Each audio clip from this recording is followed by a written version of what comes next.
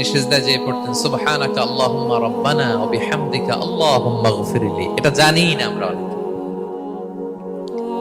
সুবহানাকা আল্লাহুম্মা রাব্বানা ওয়া বিহামদিকা আল্লাহুম্মা ইগফিরলি এর অর্থ হচ্ছে, হে আমার রব, আপনার পবিত্রতা ঘোষণা করছি, আপনার প্রশংসা আমরা করছি, আল্লাহ আপনি আমাকে ক্ষমা করে দেন, আল্লাহুম্মা ইগফিরলি। এই দোয়াটা বিষ্ণু ইসলাম পড়তেন। এছাড়াও বিষ্ণু পড়তেন সুবহুন কুদ্দুসুন রব্বুল মালাইকাতি ওয়ার রূহ, সকল ফেরেশতাদের অধিপতি রব, সবচেয়ে বড় ফেরেশতা যার 600 পাখা, জিবরাইলের রব, সেই রবের প্রশংসা আমি করছি। তিনি সুবুহ, তিনি কুদ্দুস, তিনি মহাপবিত্র, the most pure, the most high. এভাবে বিষ্ণু ইসলাম আল্লাহর প্রশংসা করতেন। তিনি আরো পড়তেন আল্লাহুম্মা ইগফিরলি যুনুবি কুল্লাহ দিক্কাহু ওয়া জুল্লাহ আউওয়ালাহু ওয়া আখিরাহ আলানিয়াতাহু ওয়া সিররাহ।